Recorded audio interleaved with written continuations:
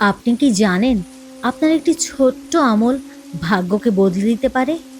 এমন এক অবিশ্বাস্য সত্য ঘটনা, যেখানে এক সাধারণ রুটি বিক্রেতার আকুল ডাকে সাড়া দিতে স্বয়ং আল্লাহ তাআলা ইসলামের ইতিহাসের অন্যতম শ্রেষ্ঠ ইমামকে ঘর থেকে বের করে এনেছিলেন। মসজিদের খাদেম তাকে গলা ধাক্কা দিয়ে বের করে দিল, আর সেই অপমানের আড়ালেই লুকিয়েছিল আল্লাহর এক মহিমান্বিত পরিকল্পনা। কি ছিল সেই আমল? জানতে হলে পুরো ভিডিওটি শেষ পর্যন্ত দেখুন।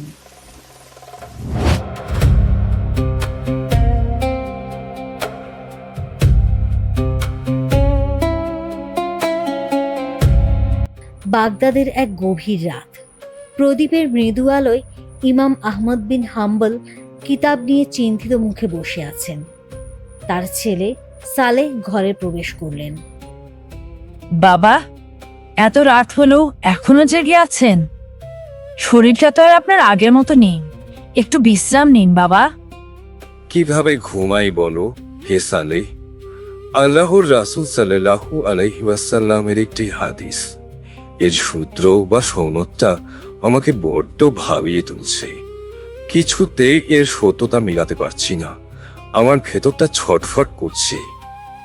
তাহলে এখন কি করবেন বাবা? আমি সিদ্ধান্ত নিয়েছি, আমি সিরিয়া সফর করব। সেখানে একজন বড় আলেম আছেন, তিনি হয়তো আমাকে সাহায্য করতে পারবেন। কি বলছেন বাবা? মাত্র একটি হাদিসের সত্যতা জানার জন্য আপনি এই বয়সে বাগদাদ থেকে শামের এই দীর্ঘ, দুর্গম আর ক্লান্তিকর পথ পাড়ি দেবেন? সালেহ, আমার সন্তান, আল্লাহর দিনের ইলম বা জ্ঞানের মর্যাদা যে কত উপরে তা যদি তুমি জানতে। এর জন্য আমাদের জীবন, আমাদের অর্থ, আমাদের শেষ রক্তবিন্দু উৎসর্গ করলেও কম হবে। আমাদের পূর্বসূরীরা যদি এই ত্যাগ না করতেন, আজকে আমরা মুসলমান হতে পারতাম? আজকে দিন আমাদের কাছে পৌঁছাতো? তুমি কোনো চিন্তা করো না বাবা, আল্লাহ আমাকে শক্তি দিবেন।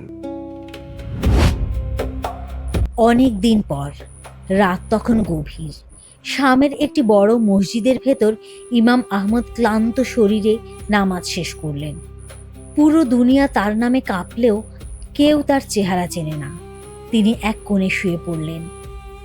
এমন সময় মসজিদের খাদেম সালেম এসে রুক্ষভাবে তাকে ধাক্কা দিল। এই যে বড় মিয়া, ওঠো, তাড়াতাড়ি ওঠো। এটা আল্লাহর ঘর, নামাজের জায়গা। তোমার ঘুমানোর সরাইখানা নয়। বাইরে যাও, বাইরে গিয়ে ঘুমাও।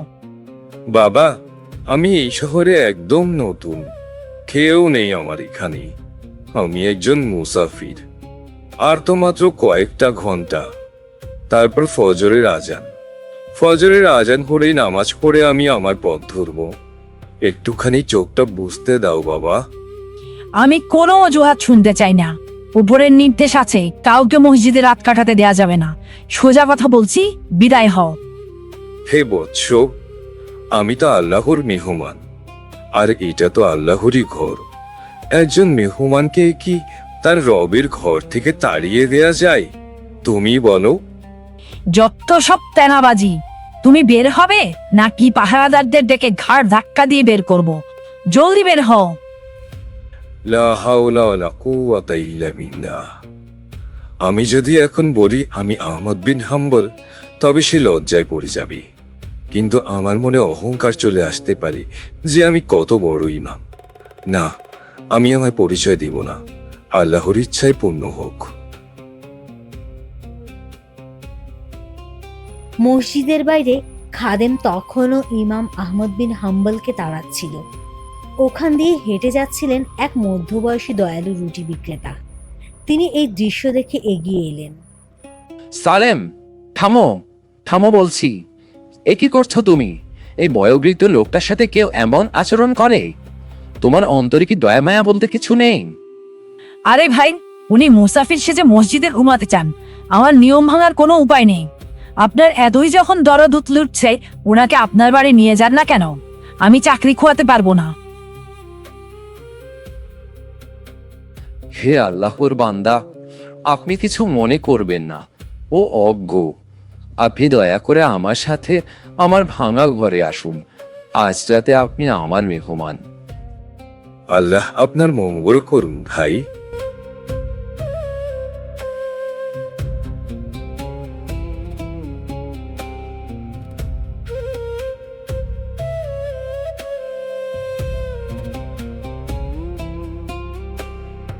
রুটি বিক্রেতার ঘরে টেবিলে সামান্য পনির, মধু আর তাজা রুটি ছিল।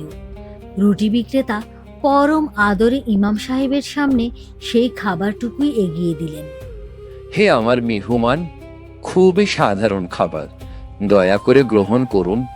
আমি একজন সাধারণ রুটি বিক্রেতা, এর বেশি সামর্থ্য আমার নেই। আল্লাহ আমাকে যা সামর্থ্য দিয়েছেন আমি তা দিয়ে আপনাকে আপ্যায়ন করছি।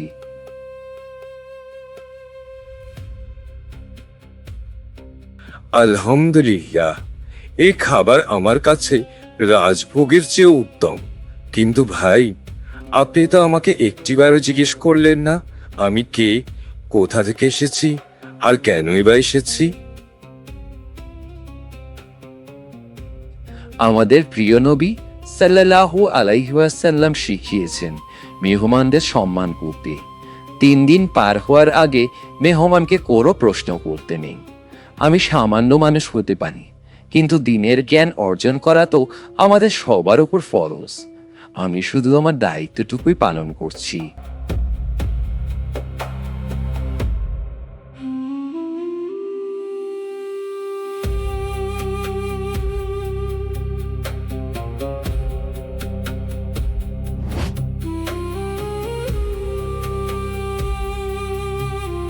রাতের শেষ প্রহর।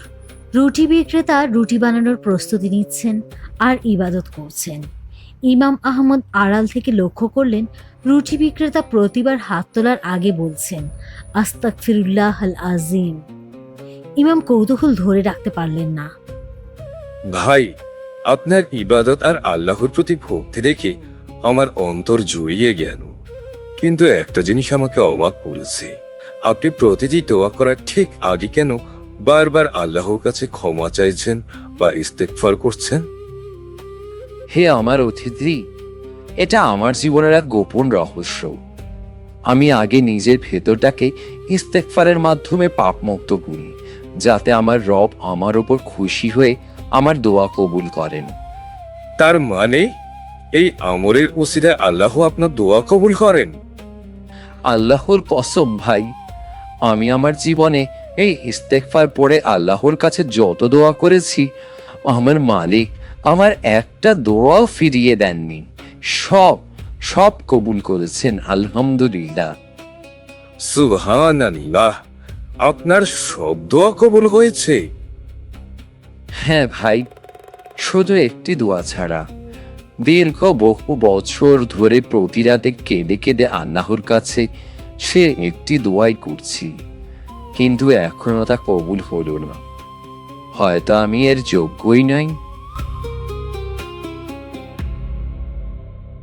কি সেই দোয়া ভাই? আমাকে বলুন, কি সেই অপূর্ণ ইচ্ছা? আমার জীবনের শেষ ইচ্ছা, আমি যেন মরার আগে একবারের জন্য হলেও এই পৃথিবীর শ্রেষ্ঠ ইমাম আহমদ বিন হাম্বলকে চোখের দেখা দেখে মরতে পারি। তার লেখা পড়ে, তার জ্ঞান দিয়ে আমি আমার জীবন বদলেছি। আমার বড় স্বাদ ওনাকে জড়িয়ে ধরে একবার ধন্যবাদ জানাবো, কিন্তু আমার মতো সাধারণ মানুষের ঘরে গিয়ে আর সেই মহামানব কোনোদিন আসবেন?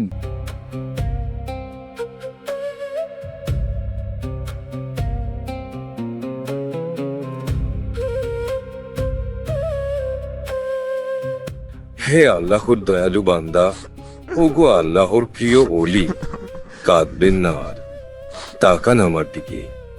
আল্লাহ আপনার সেই শেষ দোয়াটিও আজ অক্ষরে অক্ষরে কবুল করে নিয়েছেন। আমি আহমদ বিন হাম্বল। ইয়া আল্লাহ, এটা শুনছি আমি। আপনি আপনি সেই যুগের শ্রেষ্ঠ ইমাম আহমদ বিন হাম্বল। হ্যাঁ ভাই, আপনি আল্লাহর কাছে এতই প্রিয় যে আপনার দোয়া কবুল করার জন্য স্বয়ং আল্লাহ আমাকে বাগদাদ থেকে এই শামে টেনে নিয়েছেন, ক্ষুধার্ত রেখেছেন, আর ওই মসজিদের খাদেমকে দিয়ে আমাকে গলা ধাক্কা খাইয়েছেন, যেন আমি বাধ্য হয়ে আপনার এই কুটিরে এসে আশ্রয় নিন। সুবহানাল্লাহ, আপনার দোয়ার জোর কত বেশি। আলহামদুলিল্লাহ, আলহামদুলিল্লাহ ইয়া রব্বুল আলামিন। আপনি আমার মতো এক সাধারণ রুটি বিক্রেতার দোয়া এভাবে কবুল করলেন। ইয়া মাবুদ, ইয়া রহিম রহমান, আপনি পরম দয়ালু। আজ আপনি আমাকে এক মহা শিক্ষা দিলেন ভাই। এখন থেকে আহমদ বিন হাম্বলও তার প্রতিটি দোয়ার আগে বেশি বেশি ইস্তেগফার করবে।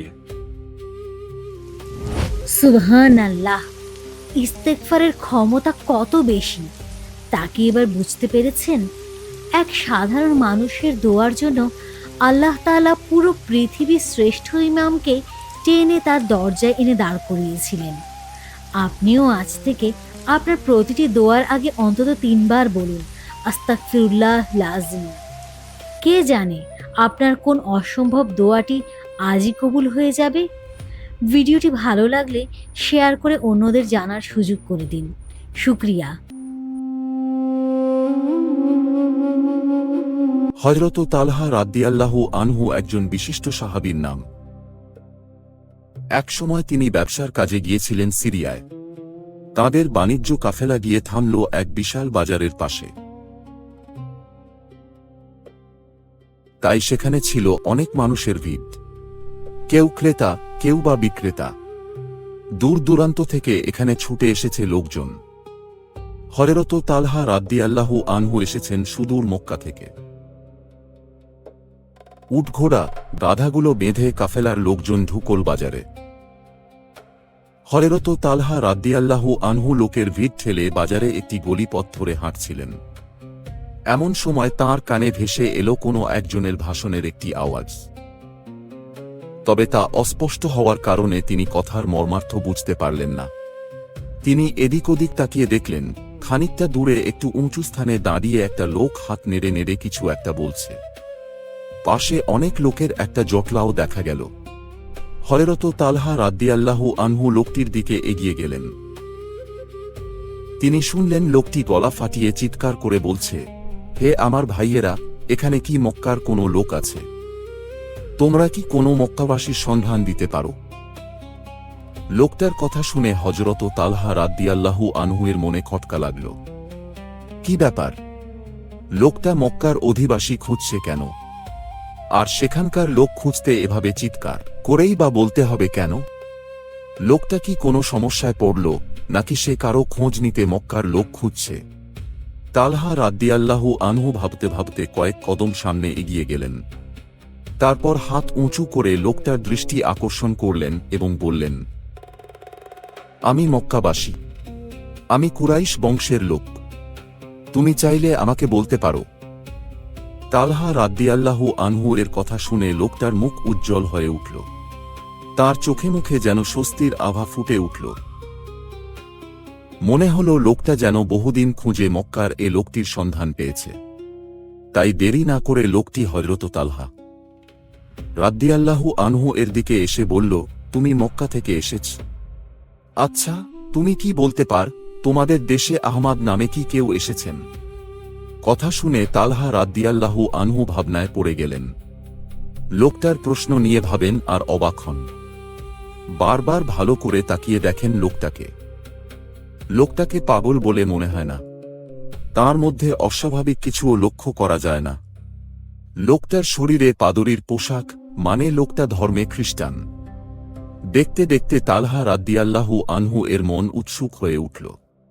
তিনি এগিয়ে গিয়ে লোকটাকে জিজ্ঞেস করলেন, আচ্ছা জনাব, আহমদের কথা কেন জানতে চাইলেন? সে কার ছেলে? কি তার পরিচয়? আব্দুল্লাহর পুত্র আহমদ। তিনি এ মাসেই মক্কায় আত্মপ্রকাশ করেছেন। তিনি শেষ নবী হয়ে এসেছেন।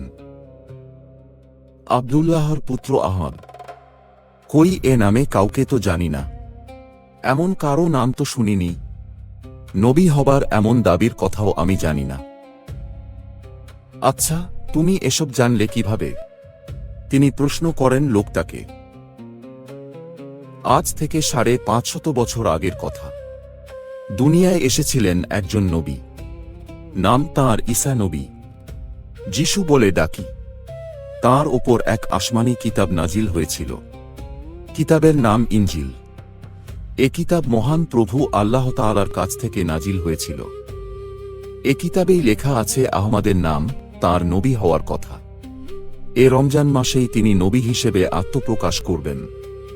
ইনজিলের এ কথা মিথ্যা হতে পারে না। অবশ্যই আহমদ নামে একজন নবী আসবেন। লোকটার কথা যতই শুনছিলেন তালহা রাদিয়াল্লাহু আনহু ততই যেন অবাক হচ্ছিলেন। তাঁর সত্যসন্ধানী মনের গভীরে চলছিল তোলপাড়। ক্ষণিকের মধ্যেই তিনি উতলা হয়ে উঠলেন। তার চোখে মুখে এক নুরানি আভা যেন জ্বলজ্বল করে উঠল। লোকটা তালহার এ পরিবর্তন গভীরভাবে লক্ষ্য করলেন। তালহা রাদিয়াল্লাহু আনহু এর মধ্যে এ অস্থিরতা দেখে লোকটা বললেন, হে যুবক, ব্যবসার কথা ভুলে যাও, এখনই চলে যাও মক্কায়। আহমদ নামে লোকটিকে খুঁজে বের করো, তার কথা শোনো এবং তার সাথেই থাকো। তালহা রাদিয়াল্লাহু আনহু লোকটার কথা শুনতে শুনতে একসময় যেন চৈতন্য হারিয়ে ফেলেন। তার মন চলে যায় সুদূর মক্কায়। এক ফাঁকে পাদরী কখন যে তার দৃষ্টি থেকে ভিড়ের মাঝে হারিয়ে যান তিনি বলতে পারেন না। তালহা রাদিয়াল্লাহু আনহু এর মন আবার উতলা হয়ে ওঠে। ব্যবসার কাজে এসেছেন, কিন্তু কিছুতেই তার মন বসছে না। ঘুরে ফিরে পাদরীর কথাই তার মনে বারবার উঁকি বুকি মারে। আহমদের খবর জানতে তার মন অস্থির হয়ে ওঠে। অবশেষে তালহা রাদিয়াল্লাহু আনহু তাঁর কাফেলার সাথীদের কাছ থেকে বিদায় নিয়ে রওনা করেন মক্কায়।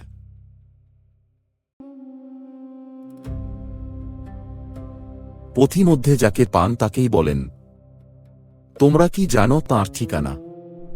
লোকজন তালহা রাদিয়াল্লাহু আনহু এর কথা শুনে অবাক হয়।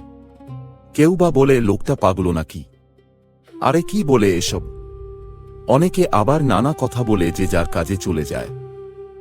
এভাবে পথ চলতে চলতে তালহা রাদিয়াল্লাহু আনহু একসময় নিজ বাড়িতে ফিরে আসেন। তার মধ্যে উতলা উতলা ভাব, এক অজানা অস্থিরতা তাঁকে যেন ঘিরে রেখেছে। তাই স্বজনরা তাঁর চারপাশে এসে ভিড় করে, তাঁকে নিয়ে উদ্বিগ্ন হয়। সবাই বলে, কি হলো ছেলেটার? কোনো অঘটন ঘটেনি তো? কাফেলার লোকদের সাথে ঝামেলা বাঁধেনি তো?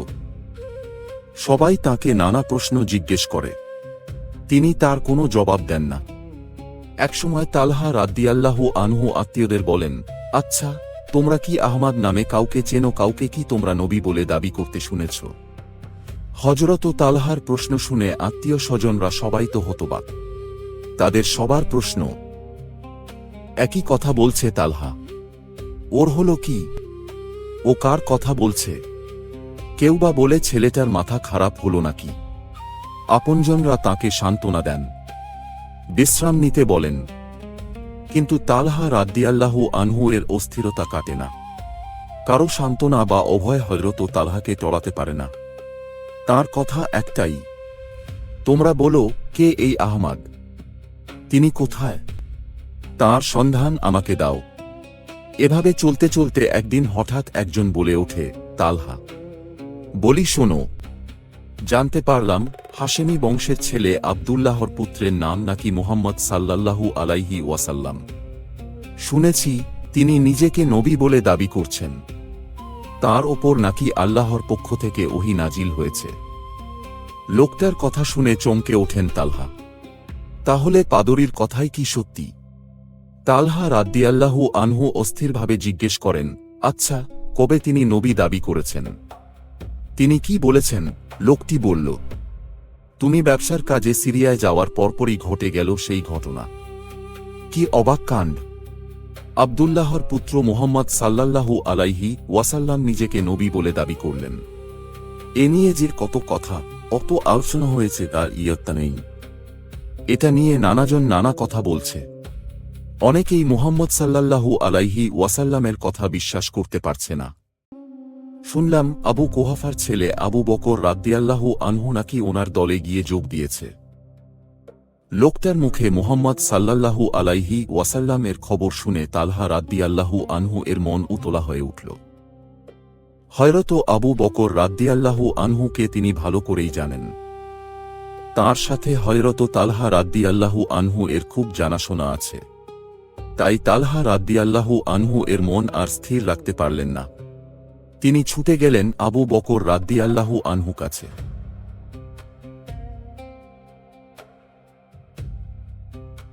তাকে সরাসরি জিজ্ঞেস করলেন, শুনলাম মুহাম্মদ সাল্লাল্লাহু আলাইহি ওয়াসাল্লাম নবী হয়েছেন, আপনি কি এ খবর জানেন? তুমি ঠিকই শুনেছ, আব্দুল্লাহর পুত্র মুহাম্মদ সাল্লাল্লাহু আলাইহি ওয়াসাল্লাম নবী হয়েছেন। তার ওপর ওহী নাজিল হয়েছে, জানালেন হযরত আবু বকর রাদ্দিয়াল্লাহু আনহু। তাহলে আপনিও কি তার অনুসারী হয়েছেন? হ্যাঁ তালহা, তোমার অনুমান ঠিক, আমি কালেমা পড়ে মুসলমান হয়েছি। একটা শুনে হযরত তালহা রাদ্দিয়াল্লাহু আনহু এর মন কেঁপে উঠল। আবু বকর রাদ্দিয়াল্লাহু আনহু এর কথায় তালহা রাদ্দিয়াল্লাহু আনহু এর মনের দুয়ার খুলে গেল। আবু বকর রাদ্দিয়াল্লাহু আনহু তালহা রাদ্দিয়াল্লাহু আনহু এর মনের অবস্থা অনুমান করতে পারলেন। তাই তিনি বললেন, মিথ্যা ও অন্যায় আর কতকাল চলবে? মিথ্যার বেসাতি করে কি লাভ? মূর্তি পূজার কোনো মানে হয় না, বরং চলে এসো এক আল্লাহর পথে, তাঁর দরবারে মাথা নত করাই শ্রেয়। হযরত আবু বকর রাদ্দিয়াল্লাহু আনহু এর কথা শুনে তালহা রাদ্দিয়াল্লাহু আনহু আর কিছুই বলতে পারলেন না। খানিকক্ষণ অপলক নেত্রে চেয়ে থাকলেন আবু বকর রাদ্দিয়াল্লাহু আনহু এর দিকে। তার মনের গভীরে কি যেন এক তোলপাট খেলে গেল। আবু বকর রাদ্দিয়াল্লাহু আনহু তালহা রাদ্দিয়াল্লাহু আনহু এর পরিবর্তন লক্ষ্য করে মনে মনে মহান স্রষ্টা আল্লাহর শুকরিয়া জানালেন।